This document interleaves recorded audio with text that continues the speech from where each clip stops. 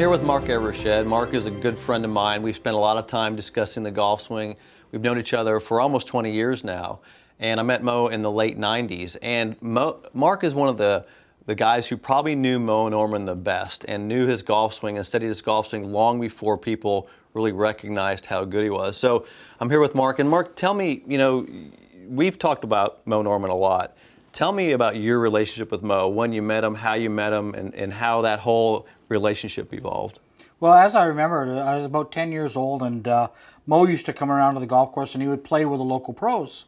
And then I started going out and caddying a little bit, and that kind of, Moe was a little bit shy, but he got to know me, and then I'd start sitting down and watching him hit golf balls, and we would just kind of got to chatting a little bit, and he just liked young kids at the time, and it kind of just grew from there. Now remember, Todd, at that time, he wasn't the legend Moe Norman. It was just Moe to me. Yeah, you were 10 years old, and how old would Moe have been then? So I was 1966, so Moe would be about 86 years old. So what's that, 40 years ago? Yeah, so Moe was in his 30s. You were 10 years old. That's 1966. Now, one of the things, as you built a relationship with Moe, you got to know him really well. Obviously, he really trusted you. He didn't trust a lot of people, but he trusted you. You spent a lot of time studying his swing and looking at his technique and recognizing how great he was. One of the things that, and then fast forward to, you shot some video of Moe. What year was that? Well, that'd be the early 90s. Early 90s. So in the early 90s, you shot some video of Moe. Now, we're going to look at this video today. The first segment we're going to look at here is you spent some time actually interviewing Moe. So you took him out there on the range. And tell me a little, set that up for me. How did you go about just talking to him? Well, the whole thing, Todd. I mean, the reason I made the whole video was to get him into the Canadian Hall of Fame. I mean, the RCGA was not going to let him in because he kind of didn't fit their mold of what they wanted to have in their Hall of Fame. So I kind of tried to embarrass him into it. So I needed to show how good he was. So what I found out with the driver, I found out that Doug Toole that year was the best on tour, and his driving percentage in the fairways was 82%. So we gave Moe 40 golf balls and said, Moe, one take. No trick photography, no retakes, none, go.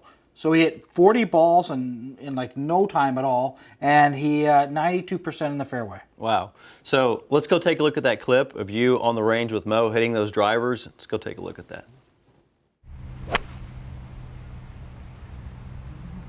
So why do you hit golf balls, Moe? To get better? You can tell me ever since ever since I've known you, the first line you ever said was, because it feels good. I can't help but think when I'm watching you hit golf balls that it looks like you're having fun. I do. I always have fun hitting. Especially when they go far and straight. Wonderful. Wonderful feeling. Wow.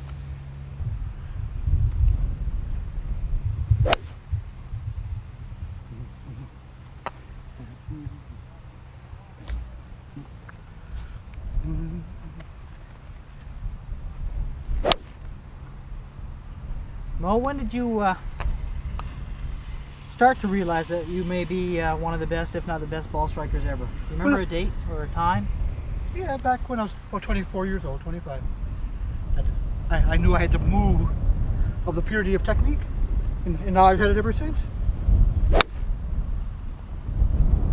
I've done a lot of clinics with some of the other big name tour players, and a few of the times we've had them big name companies were there and they hit it really badly. But I don't remember ever watching you give a clinic where you didn't hit it good. At least good. Well, I've never hit it real bad in my life. You never really hit it Not since I've been 19, no. So what went wrong with your game when it went wrong? Just the odd bad shot, but never anything real deep badly. And didn't last too long? No. No, never even lasted a week. Well, how would you explain that? We all get into ruts and they last for a long time. Why do you think you never did for any length of time? Oh, a few reasons, but big reason is I've had the same move. I use the same muscles all the time. Every day of my life, I got the same pre-shot routine in my mind. Every time? On every shot I got the same feeling. Yeah, for years, everyone's probably ridiculed or criticized you for playing so fast. And I don't know if anyone has ever realized, do you have a reason why you play so fast? Sure, that's what suits my tempo. That's what suits my personality. I think fast and I play fast. And take one look and hit it? If you're going to miss it quick. They only cost one. What about putting? Oh, that's where I was weak. Did you consider yourself a bad putter? Yes. Yes. Mm-hmm. Yep. 1963, you're one shot off going into the last round of the Canadian Open. Would you consider that a highlight of your career? Yes. Yes. Yep. Mm-hmm. You know you won several tournaments. I think we're at the 80 plus mark. How many tournaments you've won? Yeah. But that's the last round, Canadian Open. One behind Doug Ford, was it? Yeah, going. Playing the last round. Mm-hmm. You hit 16 greens? 17 the last day. 17 greens last day. Had six free putts. And how many did Doug Ford hit? 11. And he ended up winning by? 2 shots over Guyberger, I think. You, by your own admission, even since you've been young, you've been very, very shy. Do you think that had anything to do with the 6 free putts last Oh day? yes, oh yes. It's had a lot to do with my life, period. What's going through your head last round? Trying too hard, trying to please people instead of myself. On the putting green or through the whole round? No, just on the putting green. Oh, not hitting the ball, no. I was never shy there. How many fairways that day? Everyone. Never, wasn't in the rough. Every fairway? I wasn't in the rough, no. 17 greens, 6 3 putts. Would it be fair to say that you were afraid to win? No, oh no, I wasn't afraid to win. It's one thing I never was. No.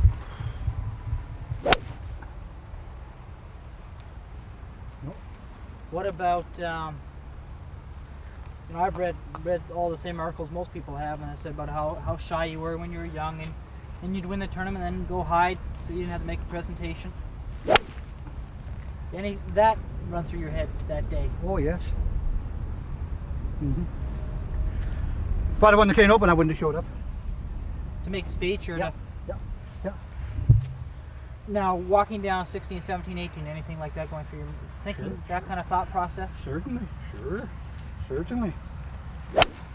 But that fear wouldn't have come out on your ball striking because you're Nope. so assured of what you were doing there. Yes. Mm-hmm. Would you say you've lost much distance, Mo? Oh no, I've gained. As I'm getting older, I'm gaining. And how so is that? Well, combination of balls and clubs. Well, you certainly look like you have no lack of motion in your swing.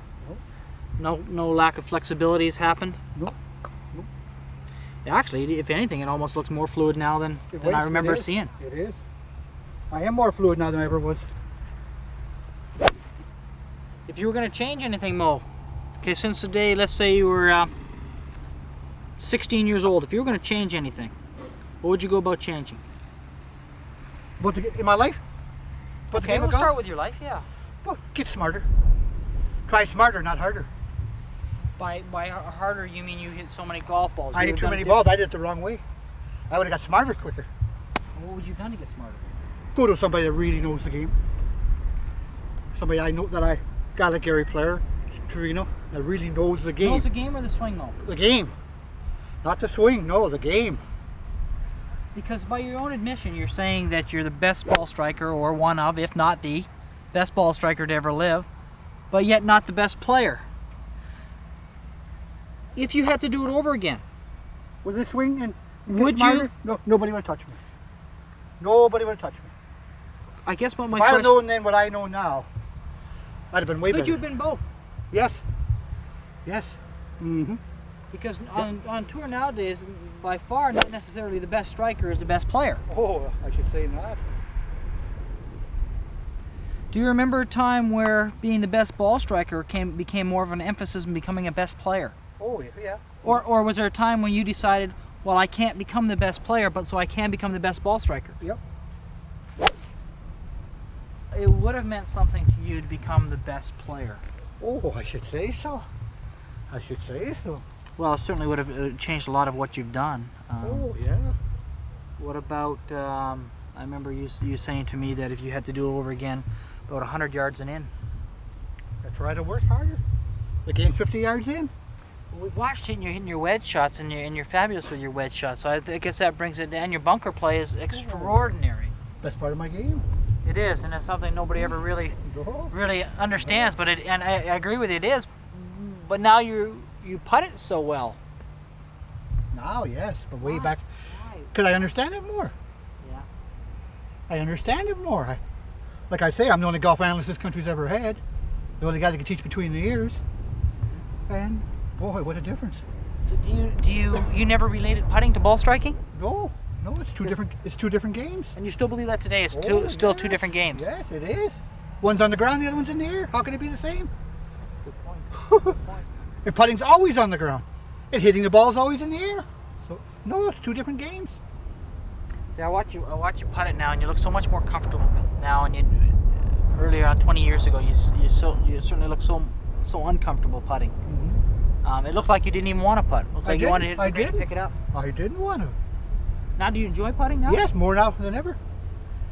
Sure, more now than ever. Does the satisfaction come from watching the ball go straight, or the thought of making it go straight? Oh no, the thought of making it go straight. Oh yes, the thought. Oh no, I don't know if you remember it, but years ago when graphite first came out, remember at the 17th hole at Lido, you said, "Mark, come and take a look at me." Graphite first came out. You had your old club and your new club. You hit 10 golf balls, 5 with your old club, and they all ended up, right on top of each other. And then you hit 5 with the graphite club. 4 of them went about 15 yards further, all in a circle. 1 went to the right. And you came down, and I know that you know how many balls you hit. But it's almost like you refused to see that one that went right. And I can't help but think somewhere in time that you made a conscious decision not to admit to a ball going crooked. And I think that's so much different than the regular players that we play with nowadays, that they're so quick to see crooked, but they're almost hesitant to see straight. And I know what talking as much as I hit is that it seems like your life has been dedicated to only seeing golf balls go straight. Oh yeah, otherwise I'd quit. But I've done it for 40 years. Nothing but. And no hook or slice, just straight as you can draw a line. And I'm still doing it. In fact, I'm doing it better now than I ever did. Yeah, I know. With less effort. Smarter, not harder? Yeah. I'm thinking about it more now. Before I just got up and did it. Now, my mind's ready, telling my muscles what to do. And they're doing it. And the ball goes dead straight every time. It's almost like that you don't even expect it to go crooked. No, I don't. Oh, that's the last thing on my mind. That's way out of, that's in another country. And when it goes crooked, it's a surprise to you. Yes, it is. It is. Where did that come from? Everybody always says, what did I do bad when they hit a ball? I'm the opposite. What did I do good? I always say, bad isn't even on my mind. That's way out of my thoughts or anything like that. It's not even in my life. Right. What did I do bad? I don't want that one. What did I do good? Well, you sure do it more than anybody else does it. Oh, boy. See, I've been watching, how long I guess I've known you since I was about 12 years old, which is 23 years, and I've been watching your clinics, and I guess at first I was always amazed how straight you hit it. And then I think as I grew older, I started to become more amazed how crooked you never hit it. See, all the good players can hit it straight, but it's how often can they do it? And I've given clinics with some of the bigger name pros, not to mention any, over the years, and I've had some dates where some of these guys didn't hit it very good on that given date. Whereas I don't think I've ever watched you give a clinic where the ball ever, where I could ever say, oh, I wonder if Moe's going to show up and hit it straight today. It always goes straight. It's always degrees of straight. That's all I got on my mind. Okay, guys. That's all I got on my mind.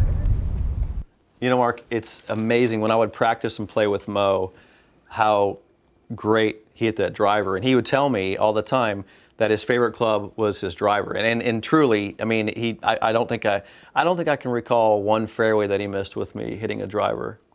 Very interesting. And I can remember a story about watching Moe do a clinic, or actually helping Moe do a clinic. He quite often he'd have me do the speaking while he did the hitting.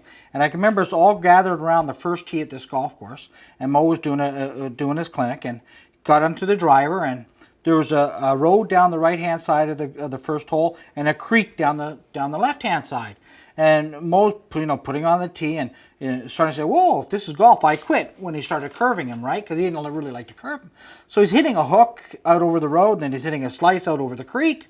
And, people are kind of laughing, which kind of bothered me a little bit, Todd, because, they weren't watching how great he was. Or, he dressed a little bit different, he talked a little bit different, he swung a little bit different. I think I'm the only guy that noticed about 30 shots later, I looked down the fairway, and the golf balls are all in the same spot, and he wasn't looking. Yeah. He was looking over the road, looking over there, and the balls are ending up in the same spot. He had so much control over that golf ball. And what's funny, when you watch him hit golf balls, he was amazingly accurate, and that's what everybody kind of knew him for. A lot of people ask the question, they asked me today, can you actually curve a golf ball with that golf swing? And he could easily fade it and draw it and everything else, So let's take a look at the clip where you're down in the fairway and Mo's hitting drivers and how many are landing in that fairway.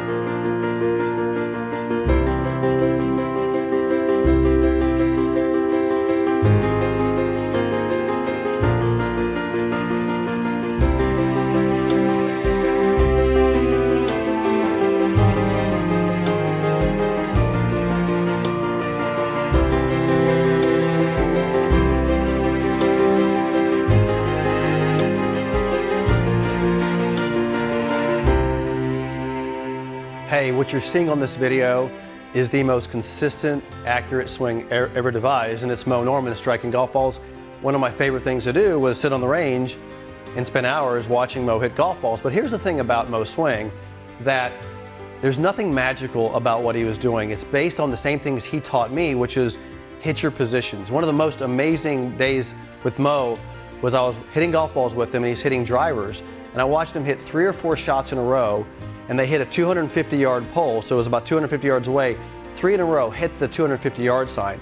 Well, the reason he could do that is because he was so accurate and his mechanics were so good, and all you have to do is match those mechanics, which is the greatest thing about his swing, is they're simple, it's easy on the body, and it's consistent. Now, one of the ways you can do that is talk to our coaches, because our coaches can help you feel what Moe felt inside our Single Plane Academy. If you go to singleplaneacademy.com, that's our coaching program, you will send your video of your swing to our coaches, and we'll get you swinging exactly like Moe Norman, and you'll start getting Moe Norman-like results, just like I did. So I hope you enjoy the video, and don't forget, you can always join singleplaneacademy.com.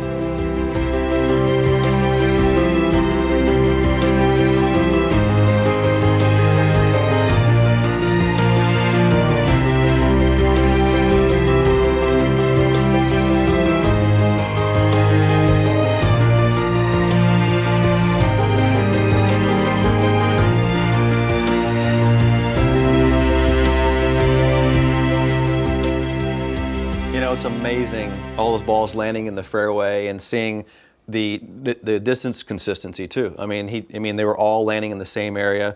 You said, 92% of those drives were landing in the fairway. But Moe is also an incredibly good wedge player, and I think very few people know how good he was from 100 yards and in. I think you can make the statement and not to be too far off being correct. He was the best. I mean, I remember doing the taping, and I'm setting up this shot. And I can remember to this day, because it was $500 an hour for this camera crew in the early 90s, and I didn't have the money. And I'm trying to get Moe. Let's get in position. The time's ticking, right? So he's walking down there, and he pulls out this brand new Cobra wedge, never hit before. And then he's got to take the grip off and put his octopus grips on, right? He's got to do that. And I'm going, Moe, what are you doing? I'm trying to make you look good here. You're bringing out a new wedge. So in the meantime, he says, well, put the balls here, put the balls here, just put the balls here, right? 100 yards from the green, from the hole. And he starts hitting his wedge from 100 yards. And the footage shows, I think he hit 40. I think it took about 2 minutes to hit 40 balls, wow, which is unbelievable. And I think the average was like 4 feet 3 inches. Yeah.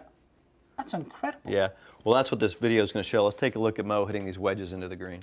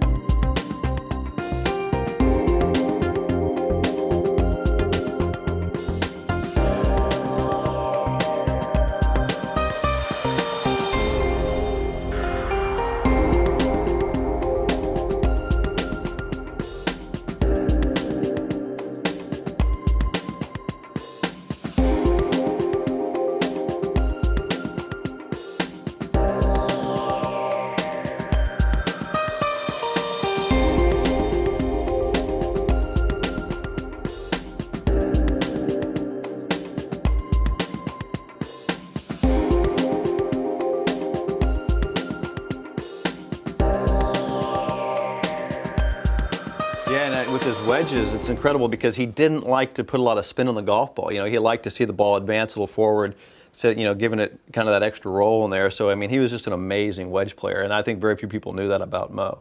Now, some of the things that we're going to see in this next clip are the overhead shots. Now, I love these clips because I've never seen anybody have clips like this of Moe where you took some overhead shots. Tell me how you took this next footage. Well, when we were doing it, I mean, the whole idea was to do a real thing on Moe, and I didn't think anyone ever did it from overhead. And personally, I love overhead. Personally, I see very few clips of anybody from overhead, and I just wanted to do it. So we went and rented a cherry picker. And, you know, took us a little while to get the cameraman to be okay with that cherry picker. But, yeah, no, we just decided to do it. And Todd, I agree with you. I don't think anyone's ever seen him from overhead. You can see so much in the golf swing from that angle because you see the rotations of the body, the shoulders. You can even see the pelvis rotation. You see the club movement. There, you just don't see enough of this. This is a great learning tool, I think. Let's take a look now at the footage that you took of Moe from on top of him.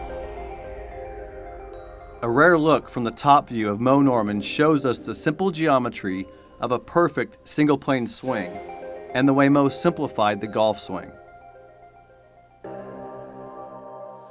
At address, you can see the shoulder blade alignment and its relationship parallel to the target line, whereas Moe tilted the spine, the shoulders aligned to the target. The lead arm is above the trail arm. The club aligns with the lead arm and is at an angle pointing to the lead shoulder. The head is positioned behind the ball. The club face, even though it is placed well behind the ball, is square to the target line, and the lead foot slightly rotated towards the target. Notice how the trail shoulder is back at address more than the front shoulder. It is geometrically significant that the club shaft points to the lower spine at address, the exact location of the golf ball position. Noting that the club to body relationship is intact, making it easy for Moe as he rotates the body to lead the hands into impact. The club pointing to the lead side is due to the proper spine tilt at address, allowing the upper spine to be behind the lower spine.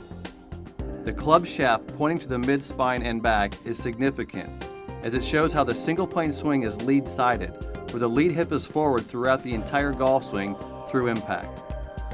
As Moe swings, notice how the club moves on an inward path and the hands move to a position in front of the trail shoulder, approximately shoulder height. The trail elbow moves to a position just around and in front of the trail hip. As Moe transitions, you see the lower body move forward into the lead knee as the hands move down into impact, where they are ahead of their original starting position. Moe demonstrates the ideal rotation of the shoulders and hips, showing us how the arms move down and lead the hands into impact, creating the ideal motion through impact, where Moe produced maximum speed at the ideal place and time, making him the greatest and most consistent ball striker to ever play the game. You know, that's my favorite footage so far of the stuff you shot was the overhead stuff, because there's so much that I can get and learn from that and see how Moe hit a golf ball from that perspective, which you never got to see. I love that stuff. Now, what you have in your hands here is what Moe called the Sandy Andy, but this is his bunker club. And you shot some footage of Moe hitting some bunker shots. Tell me about this day. Well, you know, Moe was, you know, equally as good out of the bunker as he has with the wedge, maybe better. I mean, I tell you a quick story. I did a clinic with him after a Pro-Am once, and it was on a par 3. Moe was going to do a sand exhibition. So the bunker is on the left-hand side of the pin, and the green is really slanted. You know, and I was a pretty good player at one time, and I'm saying, Moe, don't do this, too tough. This shot's too tough. Moe, pick something easier, right? He says, no, put the balls right there. He made the first 3 and ringed out on the fourth. And I just unbelievable, right? Yeah. And this was the club that he used to do it all with. Well, and that club, to explain the club a little bit, because now we make this club, but this is the Sandy Andy wedge, but Moe gave me a version of this. He gave one to you. This was his favorite wedge. I mean, this is not a wedge that most people have in their bags. Oh, no. Yeah. They might want to. Yeah, well, if you look at it, I mean, if you look at this club, it's designed to have bounce built into it. It has a forward progressing blade, so basically you can just square up and hit it. Moe didn't like opening his stance. He didn't like opening up. He felt uncomfortable with all that. Just, you know, the same swing. You know, the club is beautifully built that it bounces off the sand. It doesn't dig. You don't have to open your stance. You don't have to go through all that sort of stuff. You know, that was all wonderful. But I hope when people are watching the footage, Todd, he had a unique motion to get the ball out of I don't think I've ever seen anybody use the motion he used to get out of the bunker like he did. Right. And I think a lot of people would be wise to copy it. Let's take a look at it.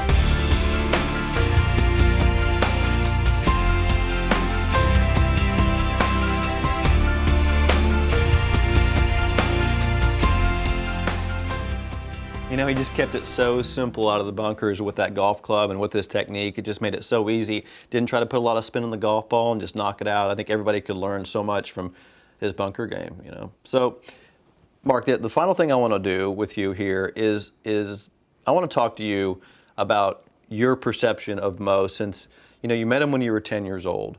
You spent probably more time with Moe. You were a big-time golfer. You were into the game of golf since you were young.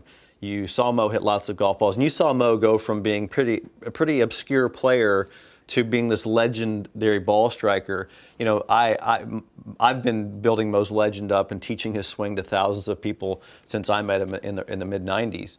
But you knew him before then. So tell me what's your perception on how this whole thing is going and what you think of Moe and your whole ideas around Moe Norman. I'd like to hear your opinion on that. Very well, Todd. As you know, you're bringing back just a flood of memories. And all good, by the way. I mean, it just wow.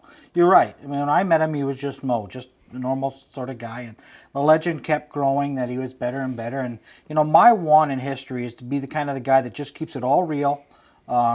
There's many things out there that people are saying that aren't true. I don't know why, because the truth is better than some of the myths. But yeah, I'll tell you the story that really got me. Everyone at that time back then, a lot of people laughed at Moe because he was quirky and unique and all that sort of stuff, and it made me angry. They said Moe doesn't know what he's doing. He just only Moe can do that. No one else can copy that and all that sort of stuff. So I remember getting out of bed one day and saying, I'm going to go meet Moe at Carlisle Golf Club because I knew he'd be there at 9 o'clock, like clockwork. And I said, when he got out of his car, I said, Moe, do you know what you're doing or don't you? Do you understand your golf swing or do you not? Well, we took 8 hours at the Carlisle driving range, and he told me about why the handles were bigger, why the club heads were heavier, why the stiff shaft, why he put his hands on the golf club. You know, so after that day, Moe knew exactly, you know, isn't it silly? How can you get lucky 50 years in a row? Right. I mean, he absolutely knew something the rest of us didn't know. And you know what? He really did try to explain it a lot, but nobody was really listening. No, I think he did a great job explaining it. I think he explained it the way Moe would explain it. That's been kind of the work we've been doing is looking at Moe's swing from a very mechanical standpoint. He didn't have the tools to study it mechanically. He had feelings. You know, he called it the feeling of greatness. He had the things that he did, and he tried to explain it the best he could. And I think he did a great job explaining it, by the way. I mean, when he explained it to me, now the more I hear him talk about it and the more I know about it, the better I think he did at explaining it. He just talked in a little bit different language, but like I said, when I go back and, you know, he told me once, I'm like 16 years old, he's walking through the pro shop and he says, me, Arnold Palmer, Lee Trevino were the only people in the world that our hands work backwards through a golf ball. And he just kept walking. You know, and I'm chasing him going, what are you talking about? What are you talking about? So it took me about 20 years to figure it out. What he's saying, as he's going forwards, his hands are going backwards. Yeah. You know, yeah. It wasn't that tough. Like I said, it's exactly right. He's explaining it as best he can, but you don't. It's a little bit cryptic, right? You got to kind of try to figure that out what he meant. But once he told you what it meant, which was 15 years later, you're like, oh, there you go. I'll tell you what I learned too late, really, is that when Moe talked, listen. Yeah. Because it may come out of his mouth funny or different, but there's I always something in what he said. I learned that too. Now let me ask you this, because this is the question that I get when I'm teaching Moe swing, because this is the perception that's been built around the legend of Moe, is that he didn't hit it very far. Now, you would know better than anybody because you were around Moe in his 30s and his 40s when he was actually in his prime, because I met Moe when he was 64 years old. So, but when Moe was 64 years old, the first round I played with him, Moe was 64 years old, and he was hitting it 265 yards. And I know because that's how far I was hitting it. So Moe was hitting it as far as I was. That was back in the early 90s when we had the little blotted ball and the little-headed golf clubs. Right. I hit it further now than I did back then because of the equipment. But people say Moe hit it short. Now, I don't know because I only knew Moe when he was 64. But you would know, comparatively speaking, did Moe hit it long or short? Or was he average like a tour player? As far as he wanted. As far as he wanted. But back in the, the young people don't know. Back then, it wasn't about distance. We didn't really care about distance that much. Moe was much more concerned about getting it in the fairway because he wasn't playing great big long golf courses. But when Moe wanted to hit it far, it went far. It just wasn't a top priority. Right, and that's what I saw with him too, because I could get him to hit it further, you know, when he wanted to, or hit it shorter. But he was so much more concerned with accuracy, ball flight, purity of flight than he was trajectories, than he was about how far he hit it. Where the tour has seemed to gone today is how far can you actually he'd hate hit it today. He hated it. He'd hate it Yeah, today. hate it today. And the other thing too, you know, that I want to discuss with you is Moe had a close group of friends, guys like you, that he would spend time with and play golf with and tell this stuff to. Tell me about some of the time. Tell me a story about when Moe would give you a hard time, or because he had a great sense of humor, and I don't think people know that how funny he was. If you actually got in his little inner circle, how funny he was to be around. No, he was the best. As far as if you played golf with him, Moe, I never heard Moe swear. I never saw him ever get mad on a golf course. I know that if I took several, and I did several times, I'd take a friend or Moe fan. I said, listen, don't say anything for a while. Just come out. I'll introduce you to Moe. You'll have the greatest game you've ever played, because Moe will be so complimentary and so good to you. You know, but he had a quick sense of humor, though, right? He would. Yeah. Oh, yeah. You'd have to be listening when he said it. Yeah. But I'll tell you, you play golf with Moe. It was just Well, one just a time great day. I was playing with him one time, and he is at Greenleaf Resort down here in Florida, and he hit his drive, par 5. It's about 480-yard par 5. Hit it right down the middle, of course. And I hit mine, and I pushed it. I hit a good shot, but I pushed it to the right, and it took one bounce and went in the lake to the right. And Moe said, "That's okay. Lake got in the way. Lake got in the way." The lake got in the way. That's the way he described my ball flying in the water, was not I hit a bad shot or pushed it to the right. The lake got in the way. It wasn't my fault. It was the lake's fault. I loved it. I was like, he was the greatest guy to play golf with. It was I never heard him say now that you're talking about that, I don't think about anything he hit or anything you hit. No. I was playing with David Owen, one of the editors for Golf Digest, and he hit a shot low, like he caught it low on the face, and it kind of went, you know, this high off the ground, but it rolled out there about 230, and Moe said, as good as a good shot, as good as a good shot. Yeah, he was great to play golf with. I don't think people know that much about, you know, playing around a golf with him. He was very positive. That's a big deal. He was very positive about your shots and his shots. Well, what about when he says somebody asked him why he plays so fast? He said, well, you don't look in the ditch when you drive, do you? I mean, kind of getting back to, he looks where he wanted to hit it, and he hit it there, Exactly. where everyone else was looking where they don't want it to go, which takes up time, right? Yeah. You know, he would have these quirky little, and you'd have to think about him, but no, he was great. Yeah, Moe was great. Well, Mark, hey, thank you very much for coming in here. I love talking with you about Moe's swing. We could spend hours talking about stories on Moe and checking his swing out, and I'm sure we'll do it again. Well, So- Todd, let me thank you for keeping the Moe alive and doing everything you've done to show people that you can swing a golf club like Moe Norman. And it's a delightful way to swing a golf club, by the way. So I thank you, as a friend of Moe, for doing that. Thank you. Well, I appreciate Thanks, it, and we'll Todd. do a lot more of that. Thank I you. hope so.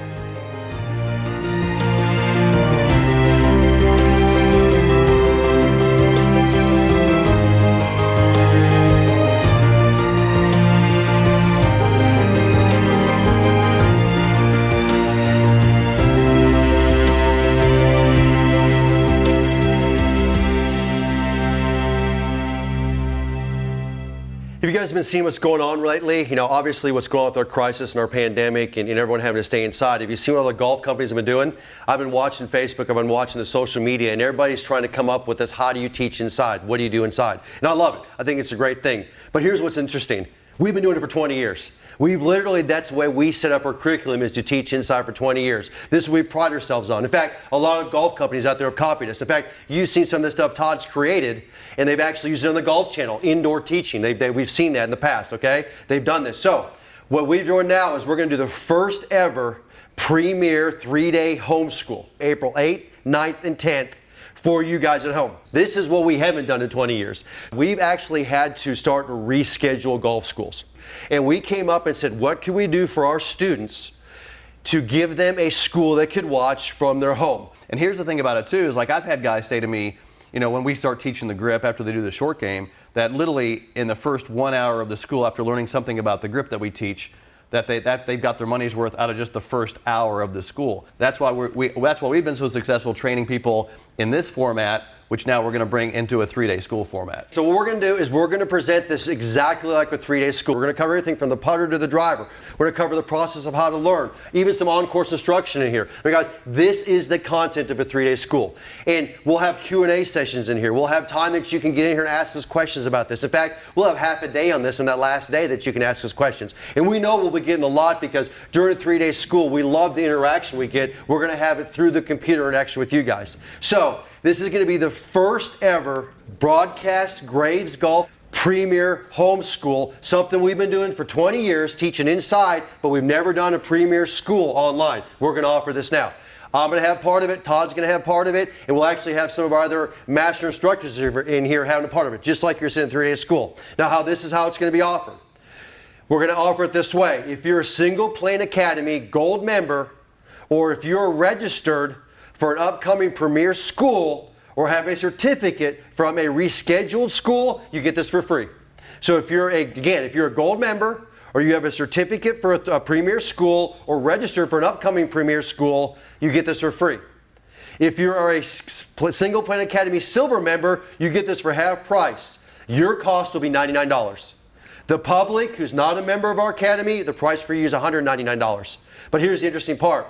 If you came to a 3-day Premier school, this would cost you between $1,500 and $2,000. So we're literally offering you to the public for 1/10 the cost this school. Okay, and that's how. So now we'll be broadcasting it live, but we will also record it, and basically shortly after or almost immediately, you'll be able to watch it at your leisure. So you can watch it live, or you can watch the recorded version as we do this. Okay. And you're going to have to take notes, just like a 3-day school. We want you taking notes, but you're also, we use a process called ULFT. Understand, learn, feel, and train. We need you to understand it, you need to learn it, you need to feel it, you need to train it. You're going to go through the entire process, so we got to give you that information and deliver it to you. Right, so join us on April 8th, 9th, and 10th. The ultimate is to keep you and your family healthy here, but we're going to go stir crazy being inside. I assume you guys are going stir crazy being inside. We've got this opportunity now to be together and offer you this product. So again, I hope you can join us. I hope we can have fun doing this. We look forward to seeing you guys April 8th through 10th.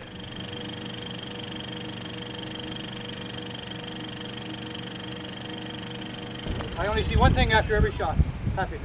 I never see sad. I can always find my ball. That's one guy that likes me. He goes where I want him to go. That's every time.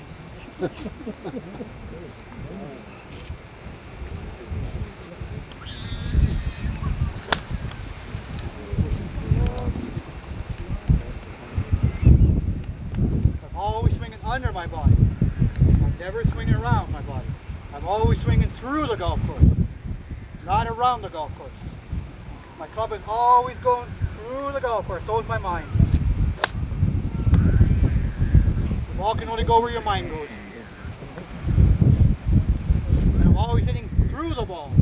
Everybody hits to the ball. I'm divot conscious. I'm never ball conscious, I'm divot conscious. I figure my divot's way out here. 22 inches past the ball, my blade is still square. And I play into my legs. I don't play on top of my legs. My legs get wider at impact, not tighter. My legs get wide. My 2 feet are on the ground at impact. 60-40. I don't believe that stuff today. The ball's on the ground, and they want you to go. And they want you to pick the club up 41 inches back with my driver. 41 inches. My club is still on the ground.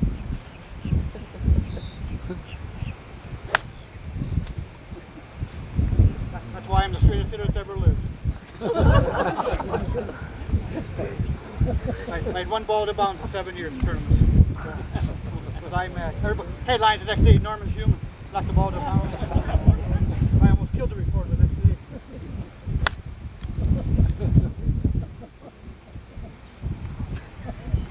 I was always told, keep it simple, stupid.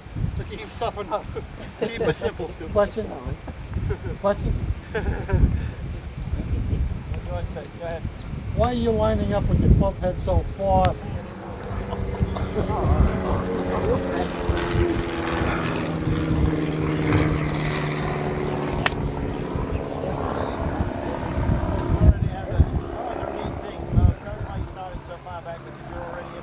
Into my turn.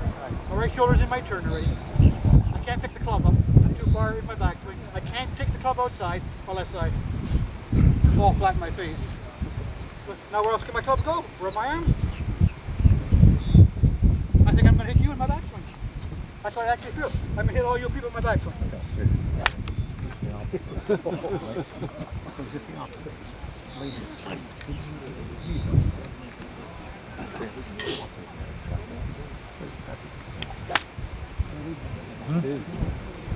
Yeah, but he been.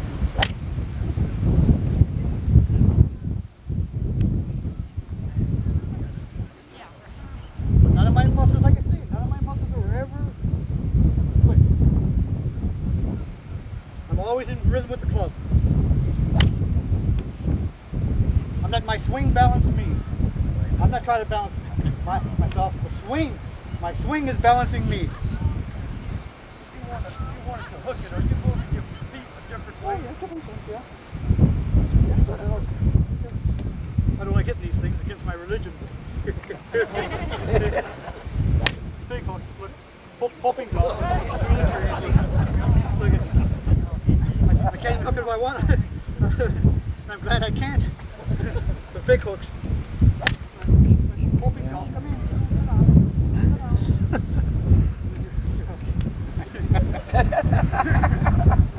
I like hitting the Irish shot straight. Put it in a good lie there, Mo. That's stand there. Same thing now. No, what do people do?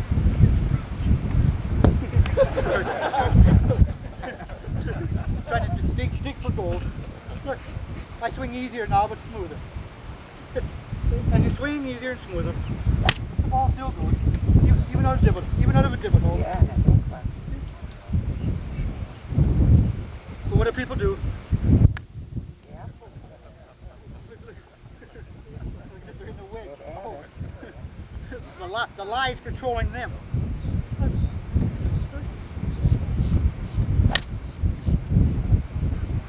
I just swing smoother. That's all. That's all. Just swing smoother. Now the easiest club.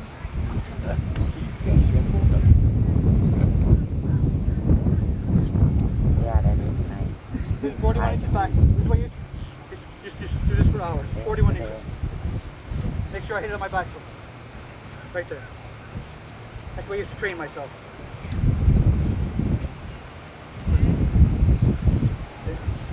Now, I see that in my mind. The ball goes dead straight.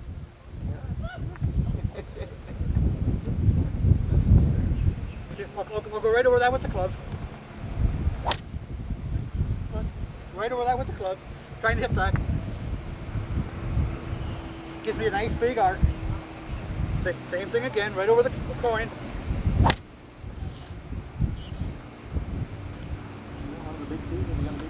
Yeah.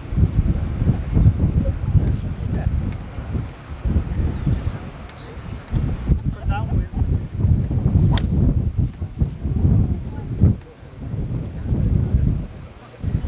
Mo only uses one tee around, it's still in the ground there, see? It's a very cheap game. It's a small tee. Over 300 yards. Hit it over 300. Way out there. Goes to prove, do you hit the ball or the tee? Most of you hit the tee, don't you? More than you do the ball. Look at the tee. Doesn't even get touched. And what? No, you watch Mo's club where he hits it, where he sweeps the ball off the ground, off the tee. It doesn't hit the ground at all. It doesn't come near the ground. What's the problem when we're hitting the Angles, too steep. They're too up and down. They need to be more around. Watch what Mo said about taking the club back wide and low. Wide and low means the club won't go up vertically. Right? That's one of the things that does for you. It makes the club go. Well, Mo showed him a very steep angle, a bad one. That's a steep angle. That's going up and down. Which is all right in the bunker, but it's not on the tee. So now, when he goes low back and hits the coin, it creates a big wide arc around you, a huge circle, and that makes it sweep off the tee.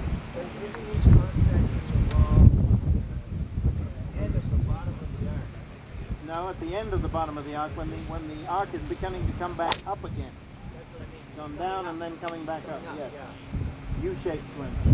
Where's most of your weight at that? Middle might be in the middle. Yeah, not there. Right there.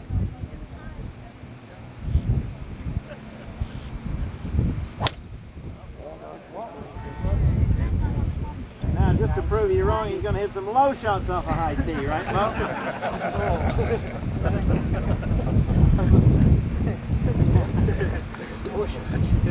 Low off a high now, low wind cheater.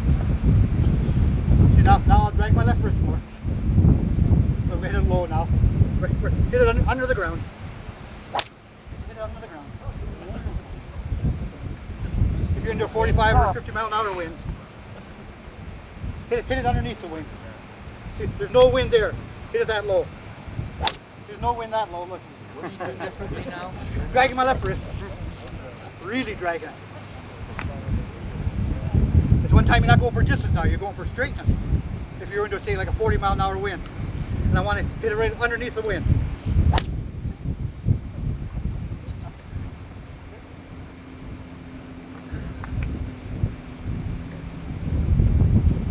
Now if I'm downwind, want to hit it way up in the air, hit it over 300 yards, let the wind take it. Let the wind take it. Down over the city of New York.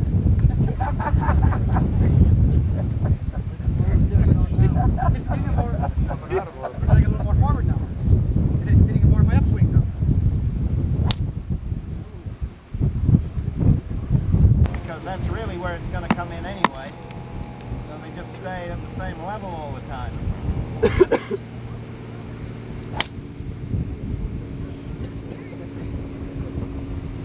Such an easy game, isn't it, Mo?